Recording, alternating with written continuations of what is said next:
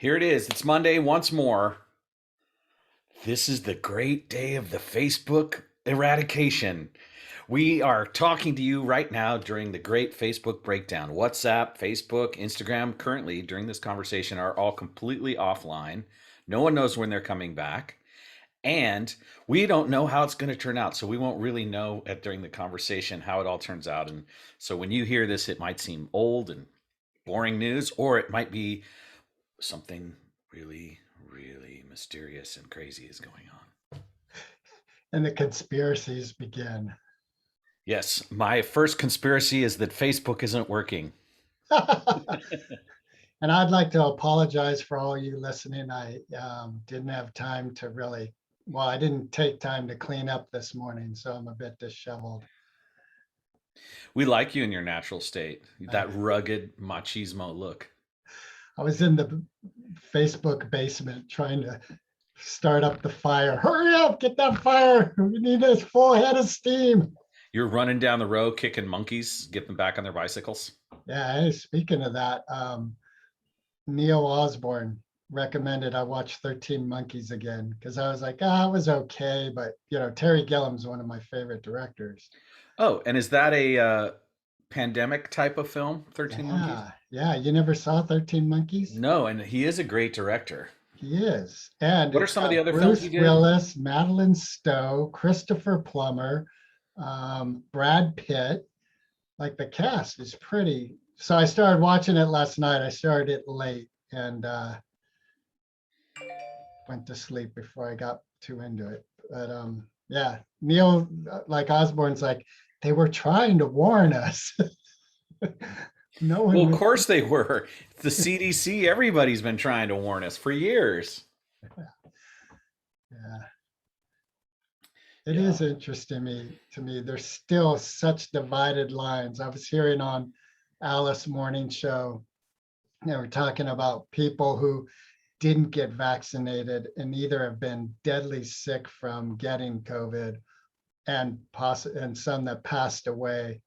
And kind of their afterthought is, I wish I was vaccinated. So, there's the underlying statement, get vaccinated, but you still got this whole faction of people who strongly believe it's a mistake to get Well, I had a vaccinated. talk with my brother yesterday, and he got it. He's not vaccinated, and it was over in just a couple of days. It was like, and he's in his 30s. So, it. I'm not going to say it'd be better, but it'd be more conclusive if just everybody who got it died, But right? I mean, if then we, we'd really have all of the reasons that the most people who are pro-vaccination yeah, but claim are reasons. we know that disease doesn't work that way. Like even with cancer, there's people who get, fourth, what is it, fourth level, Fourth stage, stage 4. stage 4 cancer, and then it'll go away and they live out and it never comes back. Well, So, this just points to the failure of imagination of scientific medicine, right? Like there's this whole level of stuff that's being ignored. And one of the things that fuels the anti-vax and sort of um, people who don't subscribe to allopathic medicine is there is some history of some shenanigans going on from the past, and that really undermines the credibility of the corporate health industrial complex. um, I read something this weekend about a philanthropist in the 20s who wanted to bring the AMA together, American Medical Association. And in order to be a member, you had to dump all the schools had to dump all of their teachings around homeopathic medicine and what we'll call natural or organic medicines. And that was his way of clearing out any scientific ambiguity and centering the industrial piece around pharmaceuticals and the medical industry. And this is it. This is the big problem that we face right now, is that just like a lot of things in our culture, the profit motive and the idea of it being a business as the primary functionality undermines a whole bunch of the different facets of possibility for innovation, insight, the integrity of the whole system.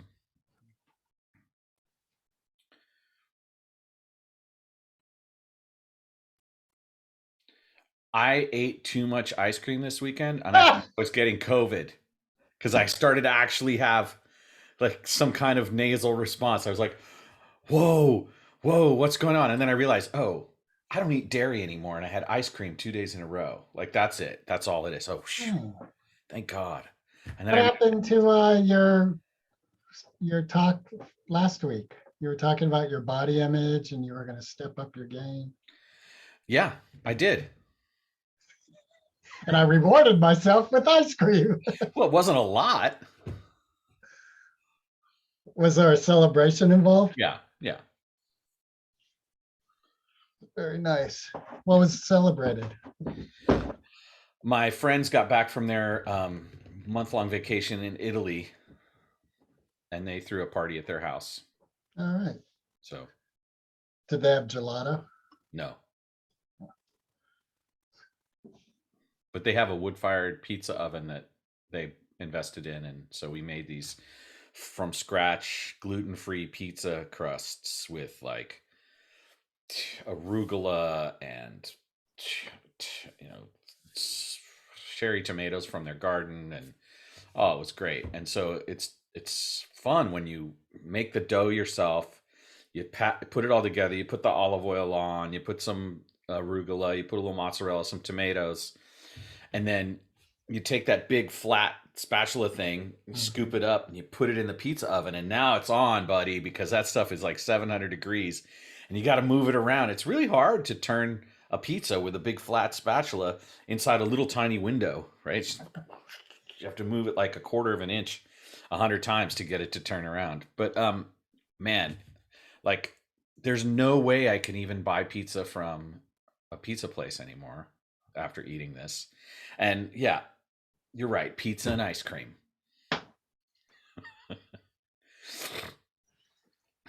Oh, you didn't have to put the cheese on yours. There were choices involved. I made those choices. Yeah, you did. Yeah. Yes, you did. Yeah, man, it was like our weather. I was thinking about that yesterday because I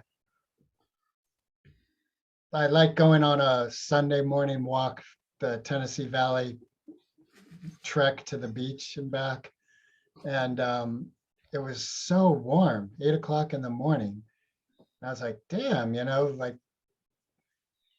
to be completely politically incorrect, we have known Indian summers, but usually it's like 3 days. This has been a solid week of temperatures in the 80s. The Farmer's Almanac suggests that it's going to continue through December. Wow. So much for a rainy season. Let me just double check that, right? Farmer's Almanac. We are now looking up Farmer's Almanac. Farmer's Almanac, as we like to call it. Oh, of course, you can't look at it online. You have to purchase it. Well, that makes sense. It's interesting how really dialed in they are around the weather. Do you, well, yeah, it makes sense, doesn't it? Yeah. It's a huge, but it's hundreds of years of history.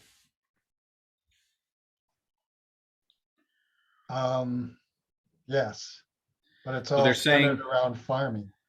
winter will be cooler and drier than normal through October 2021. And here's the extended winter forecast. Wow. Grab your Hey, gloves, fetch your fleece. Winter's going to be season of flip-flop conditions with notable polar coaster swings in temperatures.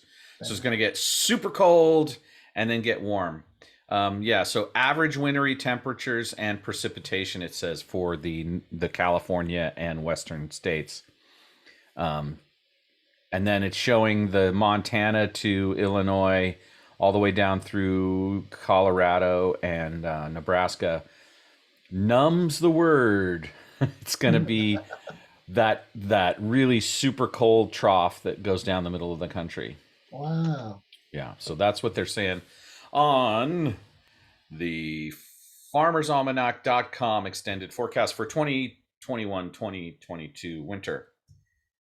And so now we've covered Facebook and winter. We're good. You know what, though? Here's one thing I forgot about with Facebook. It's interesting because, yesterday on 60 Minutes, there was the whistleblower, that former employee came out and said that Facebook toned down their security things they had in place because the employees were told that people wouldn't stay on Facebook as long as if these were in place, and they, like, between the insurrection and the election, like they're like in that window, Facebook took away the security things that would have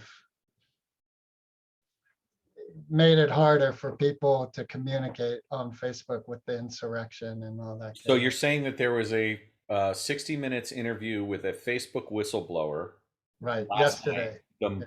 right before Facebook went offline. Right, right. Yeah. So sucks to be Mark Zuckerberg today. Oh, I don't know. When you're a billionaire, you can kind of, His employees right now, because he's like, fix this. right, exactly. Exactly.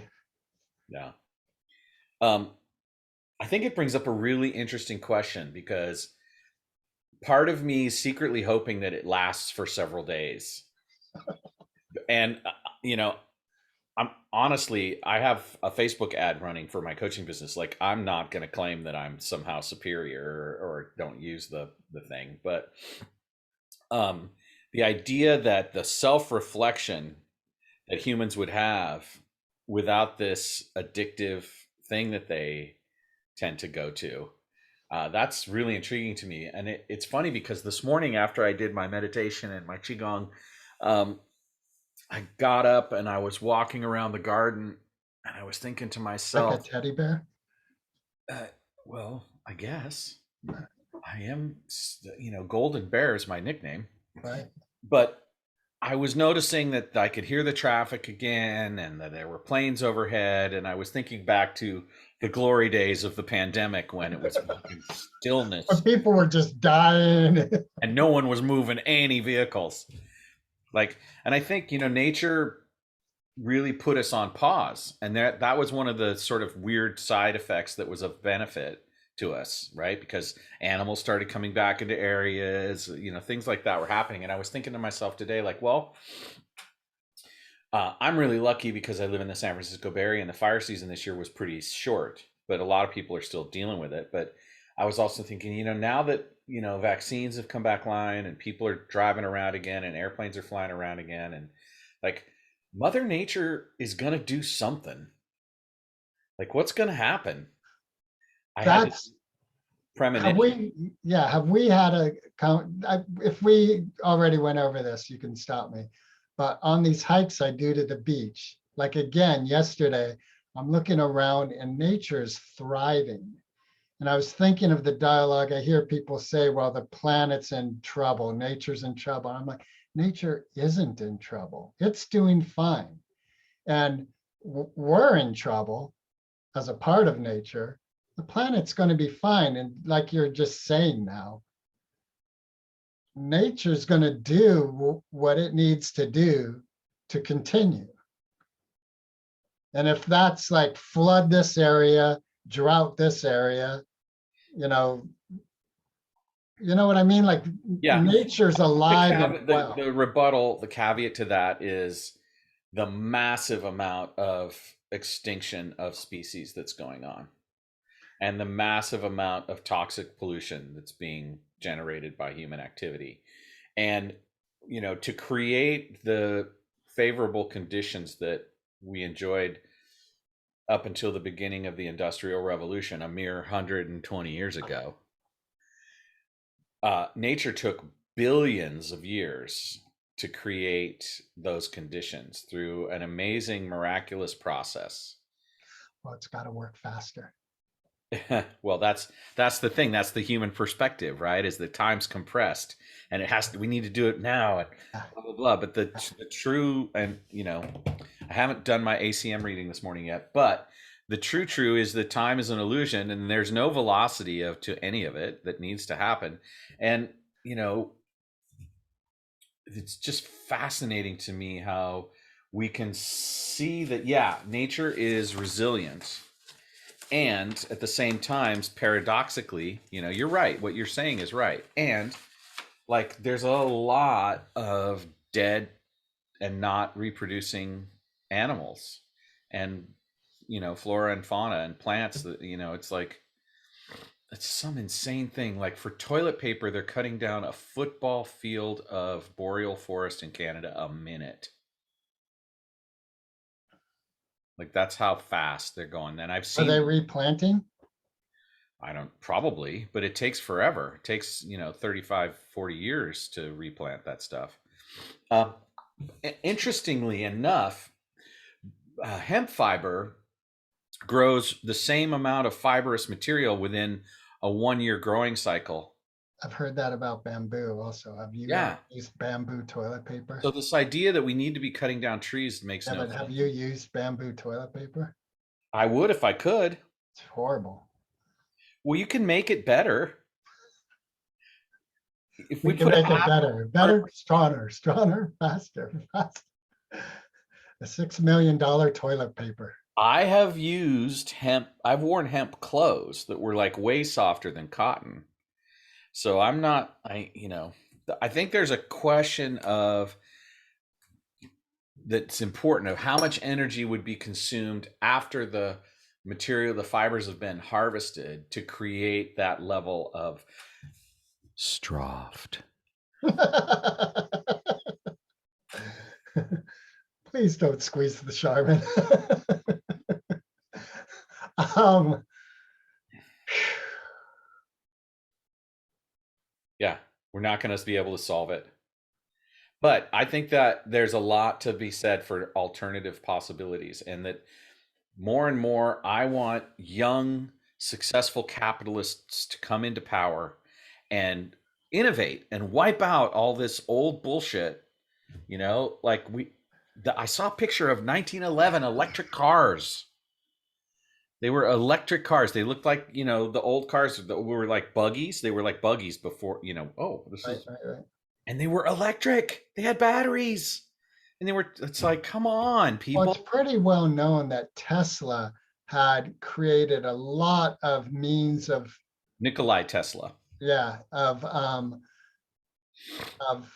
using electricity in very powerful and renewable ways. And he just wasn't a business person, and Edison stomped on his head.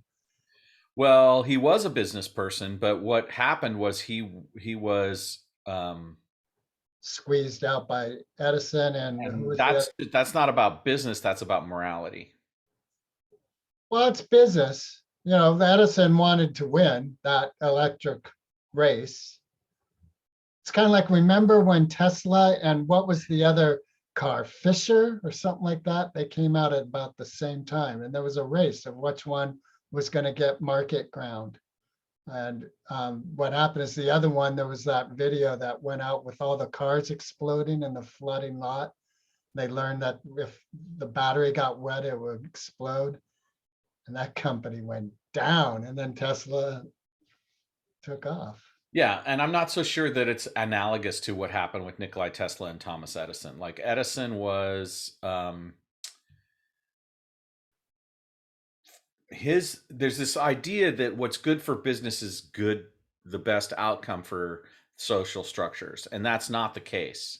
And what Edison had to do in order to beat out the concept that Nikolai Tesla, which was he was trying to make free power. Okay, like if you go to the Missouri River in Montana right now, there's a giant power plant that was built in the 30s that is just the rushing water generates power. And the machinery's been there for almost 100 years. And And no dam involved. No, it's several dams, but the Oh, well, water, it flows through, right? And yeah, it, but the yes, yeah, it's not, but in terms of burning fossil fuels, right, gas, right. right? Plus, it was a public utility. They built it, they pay, it's all paid for, and now the power is free. All they need to do is charge enough to keep maintenance going. You know, same with education in the UC system. Like taxpayers built the University of California, and the promise was that anyone who grew up in California could go to college for free. And somewhere along the lines, it became better business to charge in tuition for people, and it's just bullshit. It's short-sightedness, and this is the big issue.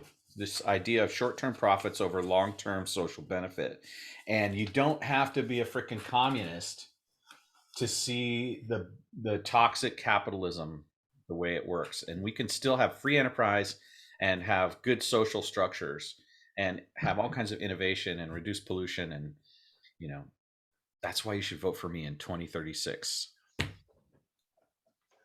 What are you doing to reduce landfill? Landfill specifically. Well, let's see.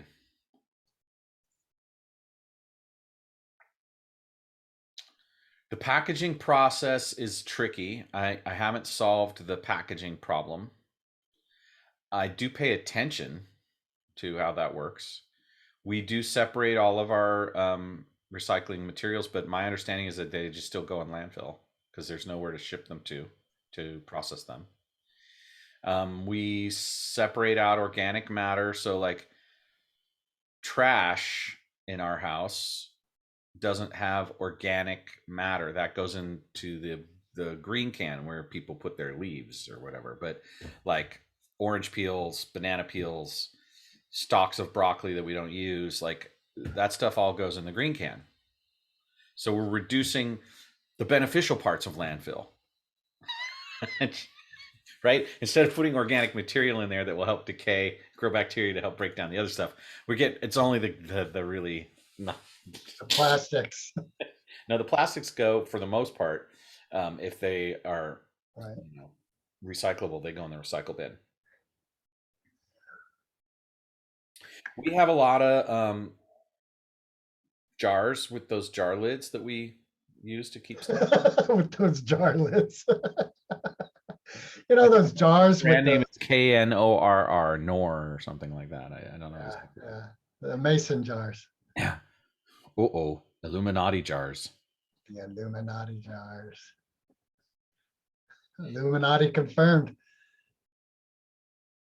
All right. So Have you yeah, and we're have down to you one car in this household. We share a the car. truck? Yep. Really? Yep. Kathy got rid of her car? No, she still has it. We just don't use it. Is it on the lawn, propped up on cinder blocks? No, it's in the cement driveway.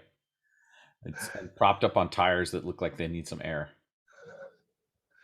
Nice. Yeah. Well, why are you keeping it? That's her. Hey, I thought I turned this off. Time to take your meds. What? R2D2 says time to take your meds. That's my ringer for my cell phone. Oh my God, there's a killer dystopian environment, like where all these really cute characters that have been created in entertainment, like Mickey Mouse and R2D2, like they're the ones who are like, okay, time to take your meds. Have you got your vaccination today? Be sure to stand in line. Join, be like, yeah.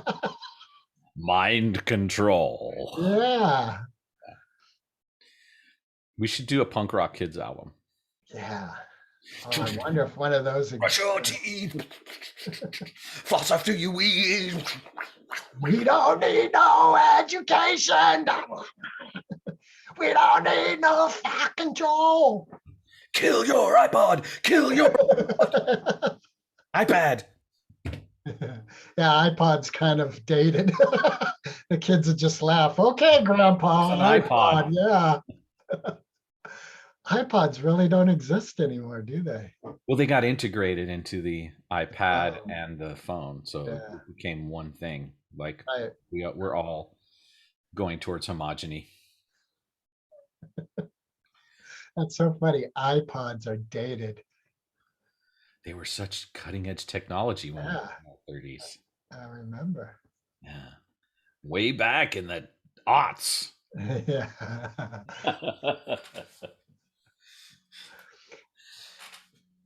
I think it's really funny that we decided that we would call something Gen Z as if there was not going to be another generation after them.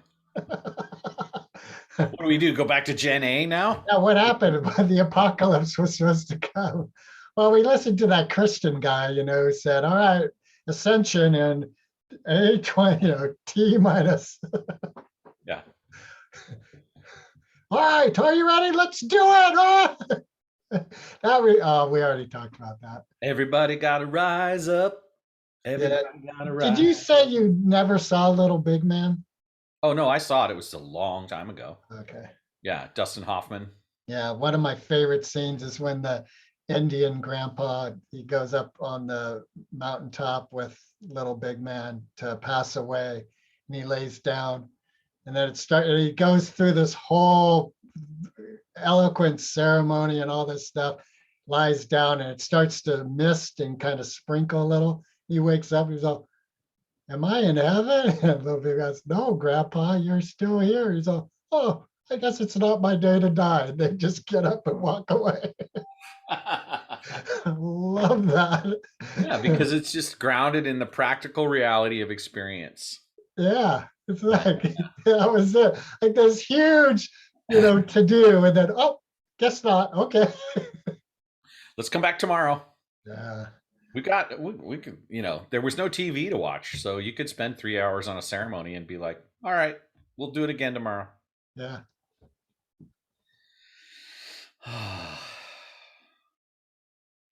What a missed opportunity that was to, What? well, when there was a moment where that we idealized with the holiday of Thanksgiving, of where indigenous peoples were teaching European settlers how to survive. Yeah.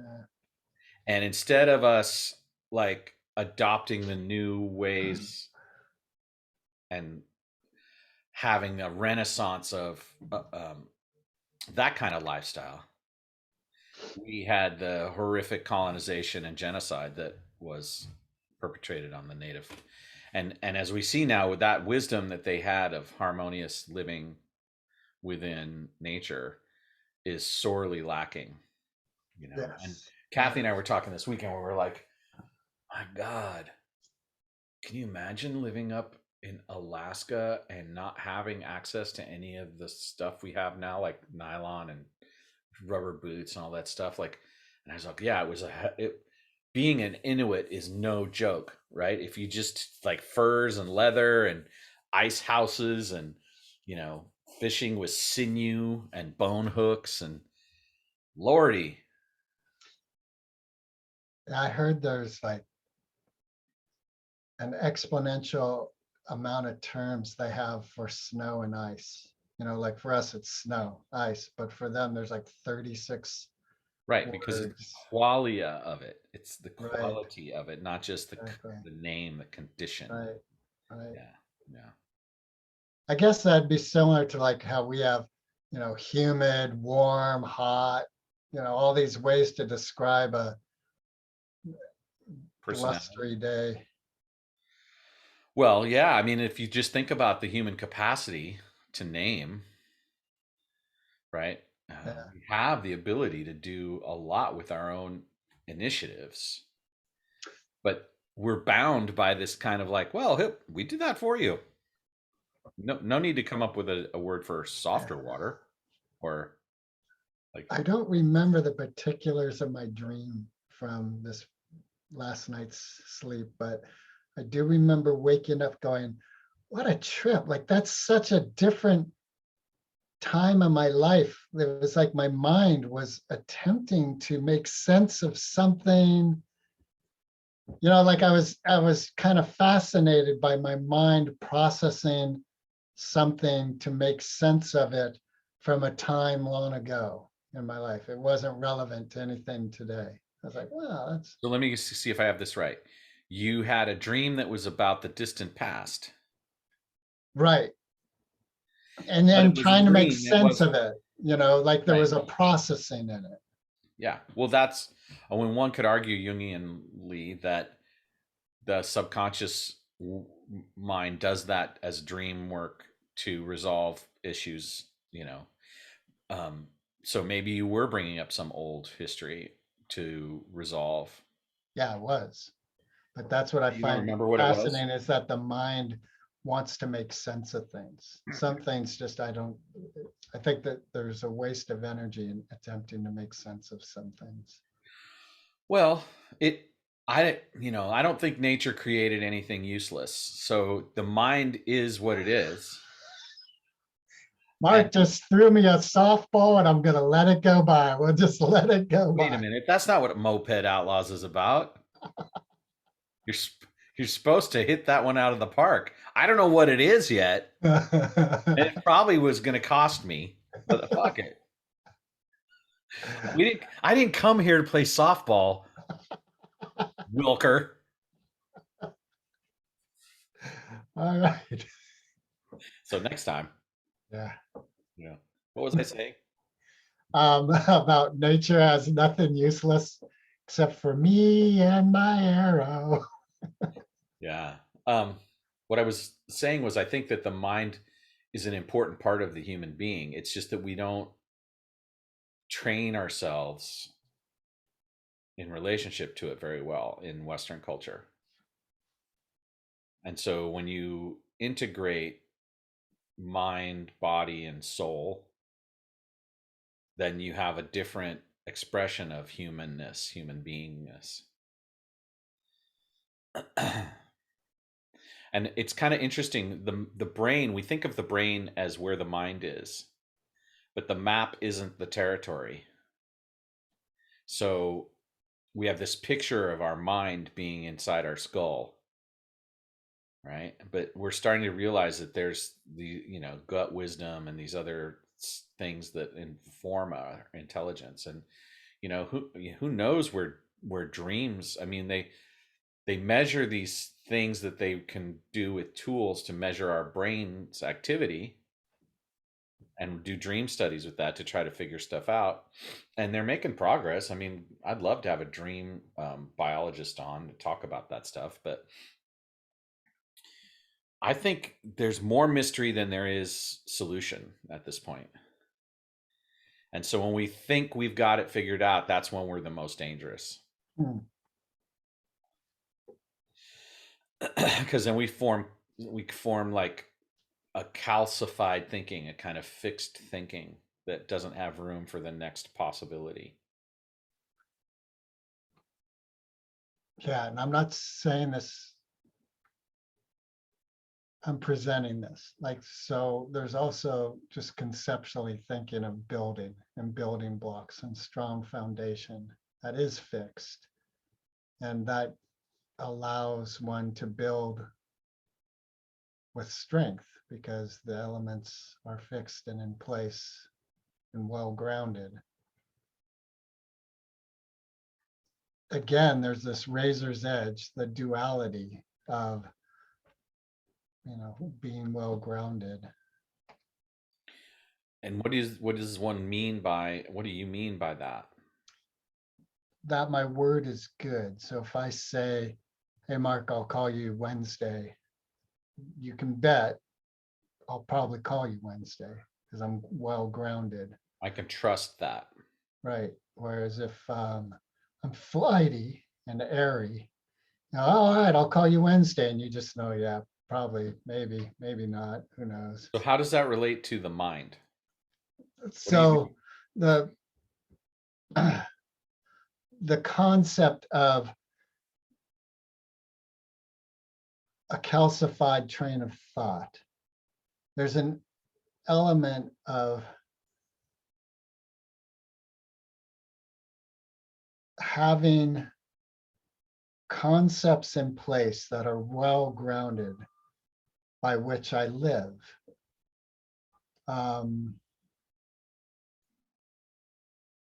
If I'm questioning everything and not landing on it, such as nutrition, exercise.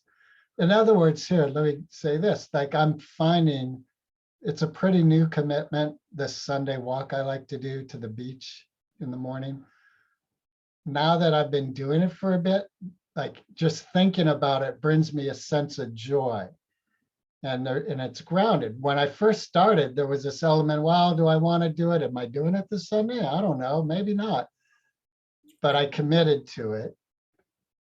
And that was a thought first. So it's the thought, like, so I grounded that thought for me. Here's where I think it's important is that my grounding my personal thoughts and choosing what beliefs I'm going to ground in, like my foundations, are not someone else's foundations. And when I start insisting, like, Mark, if you got to do a Sunday walk in the morning, it's great. It's been the best for me. Like now I'm projecting my solid, like that's a mistake. It's a very individual choice for us all to make. I hear you. I understand now better what you were trying to say. Yeah. Okay. I had a very interesting experience this past week with my mom. And I had my two sisters have for decades spoken of the trouble they've had with our mom. And I just sort of panned that off as mother-daughter relationship stuff. But now I experienced it because she called a family meeting with her 4 children. And we all jumped in because she was in a state of emergency. And then what I experienced is what could be clinically defined as narcissism. It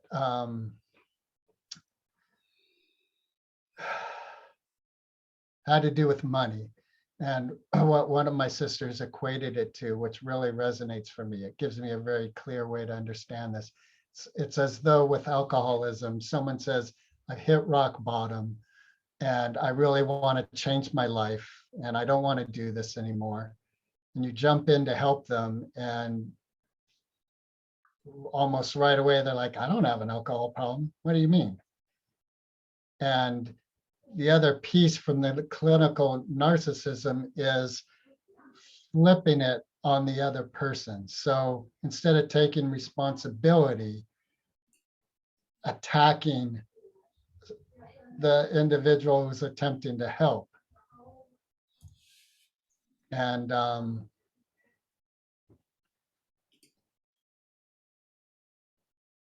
it's put me in a process of processing, like I'm going through a healing element with my relationship with my mom, because now I have this new thing like, wow, fuck, there's trust deeply broken that, like, oh, and I was thinking about this too as part of my process. Like a lot of people I know have issues with their mom.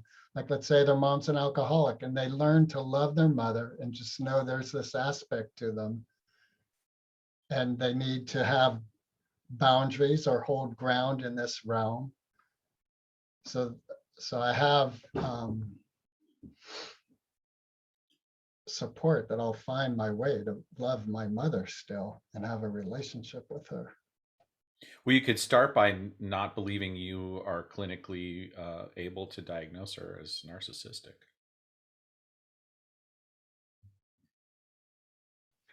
It's helpful to recognize the psychological element to it. Agreed. But, when you decide Uh, that you've defined her a certain way, You're putting her in a box, which isn't a very loving thing to do. I'd say one Now, of our mutual people we know and was incarcerated. I don't know if they still are or not. There's an element of narcissism to that because well, great. This term gets used a lot because we're more and more able to sort of recognize patterning, right? right. And if we break out of the habitual need to label someone in a way that is corralling them as if this is who they are at as an essence level, we can begin to start to communicate about the specifics of the interactions that we had with them and have the emotional discussion about what those interactions felt like. And then now, instead of participating in our own form of calcified thinking about them, like, okay, suddenly now they are a narcissist, right? One, I am not a clinician, so I can't say that. I don't have the authority or the education to say that. Two, does it actually help me to put that box around them? Maybe. What's actually more refined is to identify the thing that's happening that we're using as the definition of narcissism and have a relationship with that experience that can have some flexibility to it and some, like, we could be talking about, I had a conversation with my mom and she did this thing where she wouldn't accept me saying no, right? Or she was trying to constantly maintain control in the conversation, right? Or she was physically abusive with me. Like, these are all things that have happened that you could talk about in a way that's got, like, it's grounded in the experience. Now, the three things I just read are clinically part of the definition of narcissism. I looked it up. I'm looking at them. That's what's helpful. That's because I did the same thing upon the recommendation of one of my sisters. She said, "Oh, they'll just help you ground your process of these elements you're dealing with." Yeah, because the more we get curious about each other, the more we have flexibility and tools that we can use to, talk shit about each other. Well, here's what part of my respect with you is I believe you and my experience with you is we have absolute honesty with each other. Yeah. And we are human. But there's if you call me on something, I think I'm going to say, yeah, you're right. I fucked up. I did say that I would do that and I didn't. And I'm sorry. And then in acknowledgement, you can move on. But if someone's like, I didn't say that, what? Yeah. I wouldn't do that. You're like, now what? Now there's nothing there to work with. Well, so what I'm getting at is it might be useful to take that among other behavioral patterns and then conclude that they are quote unquote something. I'm not saying here's what I'm saying. From what I've experienced over the past week and some of the research I did to clinical, not med MD, but some real in-depth, I would say that I definitely could see how a clinical diagnosis of narcissism, it would not surprise me if that happened. Yeah. And so what freedom are you able to get via that path? There's a sickness, there's a disease in my mom. Mm-hmm. And it's painful for me to become aware of it. I'm also very grateful that I'm aware of it. And what has not happened is an actual conversation with her now since the last sort of slap in the face. Yeah. So I know okay, that's coming. And part of my prayer, I guess, is to be present for whatever the moment is. This is where earlier where I was talking about my mind and wanting to understand things. Like I noticed I was playing out conversations in my head with my mother of what the next conversation would be. And I also noticed it didn't really work. My energy wasn't better off for that. It's actually worse.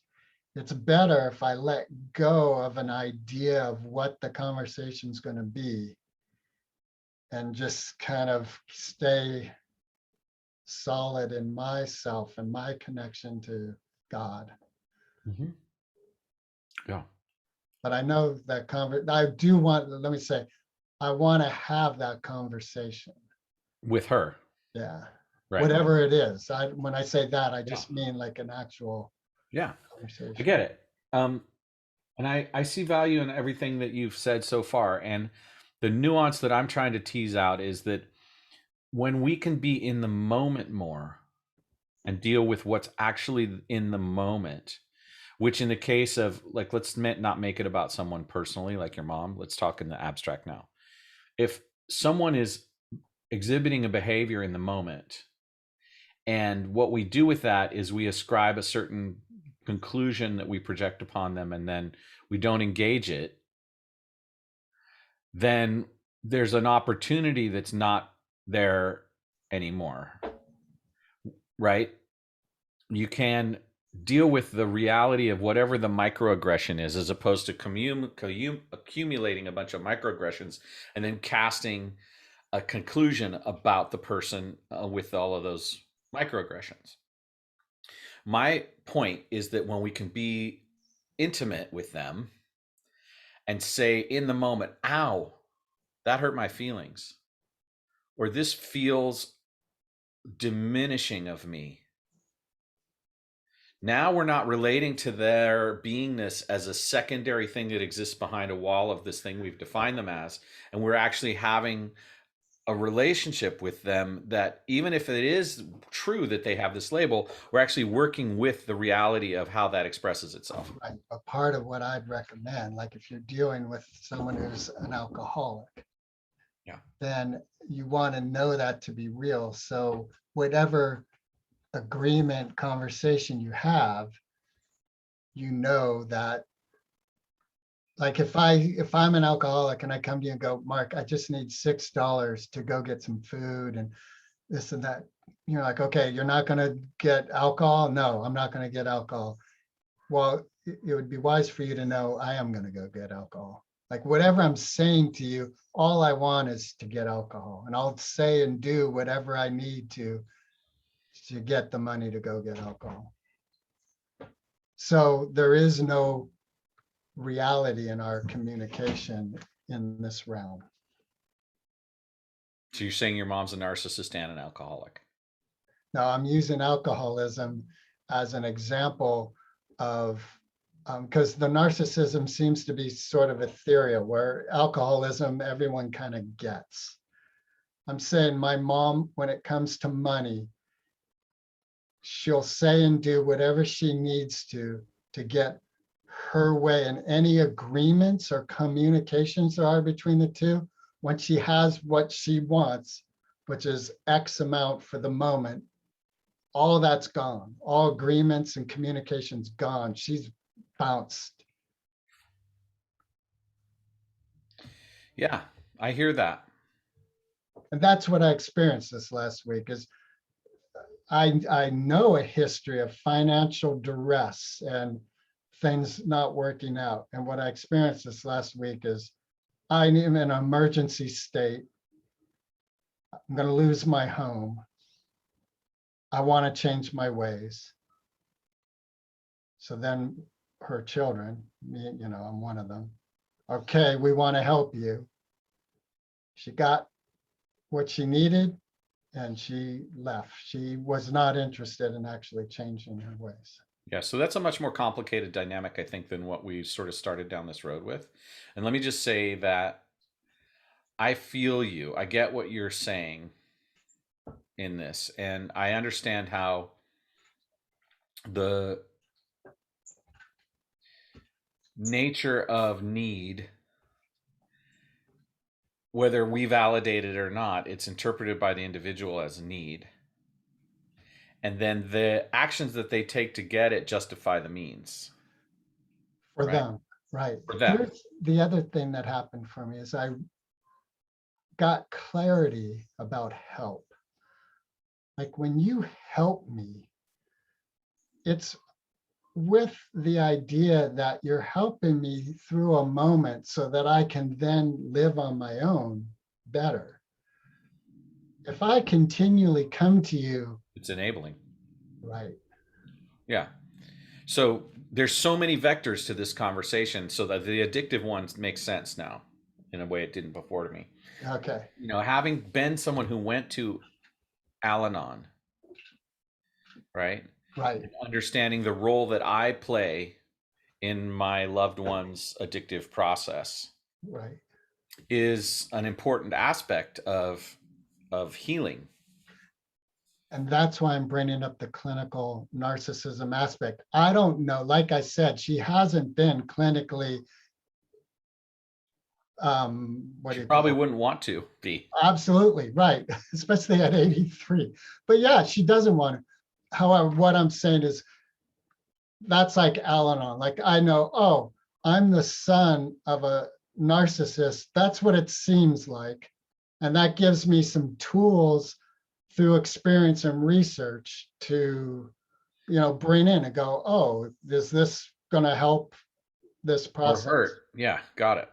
Yeah, by getting a clarity around what this might be. Right, Yeah, I get it. right, right. Um, wow, I mean, just right now, I feel this sadness. Like, what a struggle for you and for your sisters. Or two sisters and a brother. Yeah, Yeah. and it's, you know, it's extremely common to be dealing with an 88-year-old human who isn't managing their finances or doesn't have what they need to manage their finances the way they're used to, who has to make some sort of an adjustment, right? So Wow. I just have a lot of, like, I have this sense of that difficulty. Yeah. Is there, can we shift the locus from the idea of narcissism and enabling and addiction over to the drama triangle? Do you notice anything like rescuer, persecutor, victim?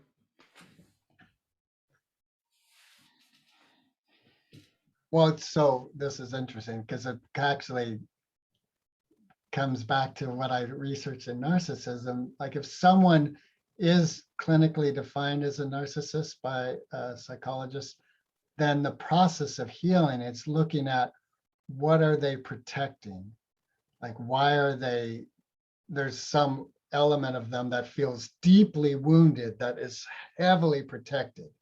And that, so, um,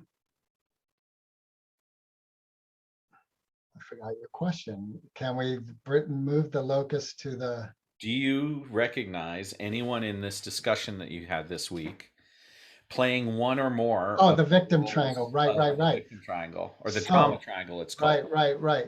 So, Because it sounds like your mom was being victim for a while and then she moved to a different position. well, so here's the thing. She also sent out an email to her friends and family asking if there was any interest in investing in her condo she owns. And one of the lines she wrote, like she wrote this in the midst of with 24 hours of all her kids jumping in to help, and we all had busy things. We said, okay, we'll stop, we'll be in this Zoom call. She sends out an email. One of the lines was, sadly, my children have made it very clear that they want nothing to do with Nicaragua at all, in all caps, exclamation point. Right. Victim. Yeah, Yeah. I even called her up. I was like, what is going on? Like, here we are helping you. That's your response, But what role were you playing when you did that? I was mad. I Okay. knew it too. So, What role but was that in the triangle? persecutor, Thank you. you're welcome. I will say my youngest You feel sister, victimized yet? Are you? no, My younger sister really clearly demonstrated a very well holding one's boundaries. Hmm. And she sent out an email saying, I am no longer involved with this. I won't be doing it anymore in the future. End of conversation. Right. And I actually wrote, because I had been asked by my sisters, like by her actually, because I wasn't doing anything via email as communications going. She said, where's your voice? I want your voice to be a part of this. So after she wrote that, then I wrote something and I asked her a question. And she said, once again, what I'm making clear is I'm no longer a part of this communication. And then I talked with her afterwards and we had a great conversation. And she said, I just need to be clear with my boundaries with our mother. Otherwise, I get sucked into something that isn't healthy. So, Wow. Yeah. so that's part of what I'm learning for myself as I'm processing. Well, what are my boundaries? This is all super new to me. Yeah. Yeah. It's And interesting to me how, for a long time, there's been quite a bit of struggle and growth for you around relationships with your family, specifically your ex-wife and your kids. And now there's a relative amount of clarity and peace in that realm. And now God, the universe, Her Majesty is adding in another layer of karmic trial for you. absolutely. And I'm totally grateful because I took it exactly as you said, like, wow, thank you. I'm grateful that you see I'm ready for this. And I could have gone through my whole life ignorant of this and had to deal with it in the next life from, whatever. Like the truth will set us free. So thank you for this opportunity to now know this. Yeah. I mean, I really want to dive in a little bit more of the details, but I'm not sure that's what our audience needs. Right. And let me just say that I think it'd be great to have an ongoing conversation with you to the extent it feels good about this. And if there's any support you need around it. And, I'll just say for the audience, like, this is inevitable. If you have a mom and a dad still, that's a blessing for you. And one of the things you get to look forward to is them becoming no longer functional. And that can either be like the slow burn into Alzheimer's or into financial ruin or many other things. So, practicing compassion and empathy and boundaries. Yesterday I was listening to a lecture and boundaries came up, and there was an aspect of them that was kind of um,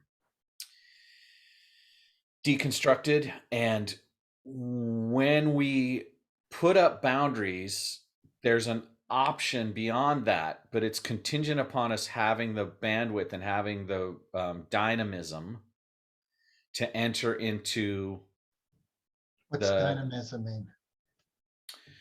dynamic, i.e., capacity for high sensation, low sensation. So, for instance, boundaries serve to have us put up limits around what access we have to people. But it's also true that we are capable of way more than necessarily what we use our boundaries for. And that boundaries aren't actually always the healthiest thing. They are a stopgap, a temporary measure. They are a buying into the fear of loss of control. The truth is, if you want to, if you are willing, and you manage yourself well, you can be more dynamic than that. And so you don't need the boundary limitation. You use, like I was saying before, you use true, honest communication and intimacy in the moment to navigate whatever the boundary is trying to do for you instead. And so, obviously saying no is we would call it a boundary, but it's Right. actually usually a no is an answer to a specific question. Like, will you give me $5,000 so I don't lose my condo? No. Right. I don't Right. need to set up a boundary around talking to my mom about her condo to get to the point of the ask and the request and then the answer. And then I don't also have to manage my communication with her. If I said no, that means I could still love her. I can still go for Thanksgiving. I can still take her phone calls or, argue with her for another hour about why I said no. Right. Right, right, right. And that's, yeah, that brings up how I could see boundaries as a temporary choice for growth. So there's an element of like, I'm not able to be with you in the moment right now. I have more growth to do. So I'm not going to hang out with you. Yeah. And so there's layers to what I would call the utility of boundary setting.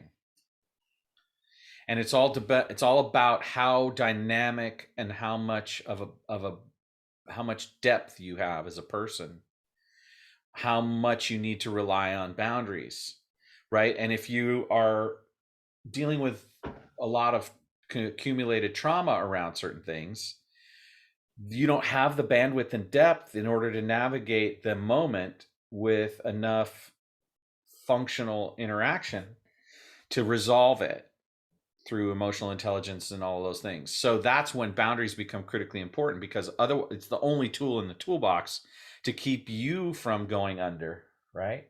From you getting into depression or Right. having a relapse of some sort. That's important, and I'm not denigrating boundaries, but if we can develop our communication skills and our emotional intelligence and our depth and our nervous system enough to handle high sensation conversations, you can't handle the truth. You can't, what's hella funny too, is I was listening to, I think it's the episode that went live this morning of Moped Outlaws. And I was talking about my ex. And at the time of our recording, we weren't getting along. We weren't talking. And now, as you mentioned earlier, we're getting along really well right now. Are you worried? And so I was part of what I think about is like I say something empathetically as though it's carved in stone. And then a week later, it's like changed. And that drives me crazy. Like I have Shempa around that when someone says to me like, yeah, I quit drinking. And then, a year later, oh, now I just have a glass of red wine at night. I'm like, well, what the fuck?